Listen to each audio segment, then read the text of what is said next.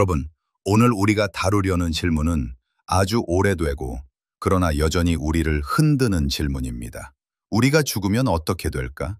이 질문 앞에서 대부분의 사람들은 두려움을 느끼거나 혹은 종교적 신념으로 위안을 삼습니다. 그러나 오늘 저는 조금 다른 관점에서 이 질문을 풀어가 보려 합니다. 죽음이란 무엇인가? 누군가 제게 묻는다면 저는 이렇게 대답할 것입니다. 우리는 죽지 않는다. 이 말은 단순히 종교적 위로나 교리적 선언이 아닙니다. 오히려 인간이 가진 시간 이해의 한계를 넘어서는 사유에서 비롯된 것입니다. 우리는 죽음을 하나의 끝, 절대적 단절로만 이해하지만 그것은 인간이 가진 시계의 눈금 속에서만 계산한 시간일 뿐입니다. 여러분, 한번 상상해 보십시오. 고양이에게 시계를 보여주며 지금은 오후 3시야 라고 말한다면 그 고양이는 무슨 반응을 보일까요? 아마도 아무런 의미도 느끼지 못할 것입니다. 우리가 신성한 시간, 즉 인간을 넘어서는 차원의 시간을 이해하려고 할 때 우리의 상태는 마치 개가 시계를 이해하려는 것과 크게 다르지 않습니다. 우리는 흐름과 순간 정도는 체험하지만 시간 그 자체가 어떻게 작동하는지는 결코 알 수 없습니다. 아우구스티누스는 고백록에서 이렇게 말했습니다. 내가 묻지 않을 때는 시간을 안다고 생각한다. 그러나 묻는 순간 나는 시간을 알지 못한다. 시간은 우리 삶의 가장 확실한 틀이면서도 동시에 가장 이해할 수 없는 신비입니다. 우리는 매일 출근하고 밥을 먹고 가족을 돌보고 휴식을 취합니다. 이 작은 루틴 속에서 시간은 흘러갑니다. 그러나 그 너머에는 우리가 감히 다 담을 수 없는 거대한 흐름이 존재합니다. 역사를 생각해 보십시오.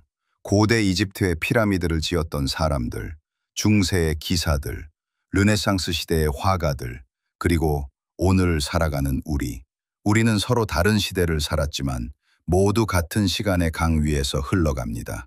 문학 속에서도 마찬가지입니다. 셰익스피어의 햄릿은 죽느냐 사느냐 그것이 문제로다 라고 묻습니다. 이 질문은 단지 한 인물의 고민이 아니라 모든 시대를 살아가는 인간이 피할 수 없는 물음입니다. 결국 죽음은 개인적 사건을 넘어서 인류 전체의 운명을 비추는 거울인 것입니다. 현대과학은 죽음을 생물학적으로 설명합니다. 심장이 멈추고 뇌파가 사라지고 세포가 분해되며 결국 우리는 흙으로 돌아갑니다. 그러나 과학이 설명할 수 없는 영역이 있습니다. 양자 물리학에서는 입자가 동시에 여러 상태에 존재하다가 관찰 순간 하나로 결정된다고 말합니다. 이 신비로운 현상은 어쩌면 우리가 죽음을 끝으로 보는 방식이 인간의 제한된 관찰에 불과할 수 있음을 시사합니다. 또한 우주론적으로 보자면 우리는 별의 먼지로 이루어진 존재입니다. 칼 세이건은 이렇게 말했습니다. 우리는 별들의 자손이다.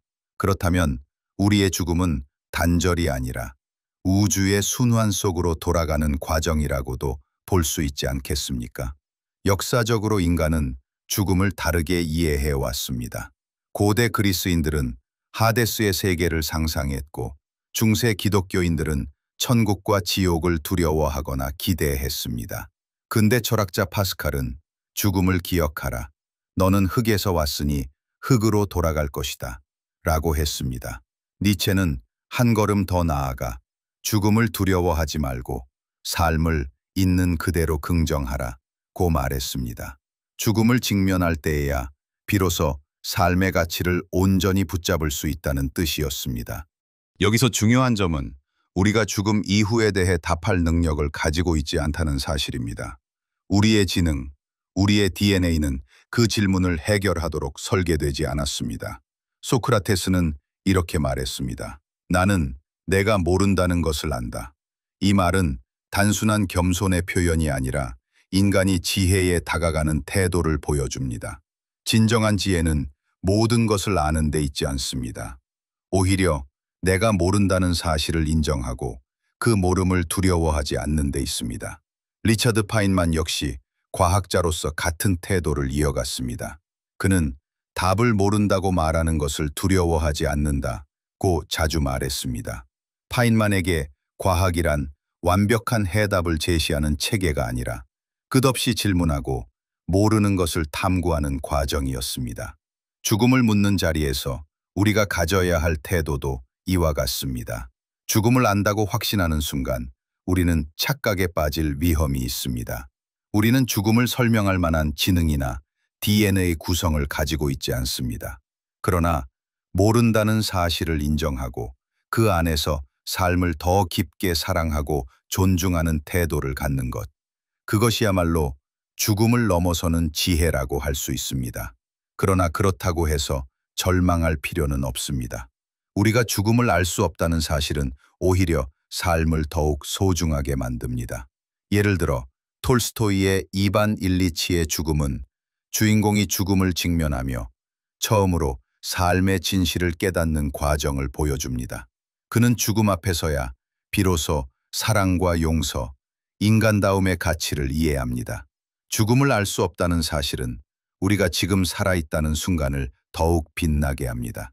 우리가 매일 마주하는 햇살, 누군가와 나누는 짧은 대화, 자녀의 웃음, 친구와의 식사, 이것들이야말로 죽음의 수수께끼를 넘어서는 진정한 답변 아닐까요? 다시 처음의 질문으로 돌아가 보겠습니다. 우리가 죽으면 어떻게 될까? 저는 이렇게 대답하고 싶습니다. 우리는 죽지 않는다. 우리는 단지 더 큰 흐름 속으로 돌아갈 뿐이다. 우리가 가진 시간, 이해는 개가 시계를 보는 것만큼 제한적입니다. 그러나 그 겸손 속에서 우리는 삶의 신비를 느낄 수 있습니다. 죽음을 알 수 없다는 사실이 오히려 지금 살아있는 우리를 더 깊게 사랑하게 만듭니다. 그러므로 죽음을 두려워하기보다 지금 이 순간을 충만히 살아가십시다. 그것이야말로 죽음을 넘어선 삶의 길일 것입니다.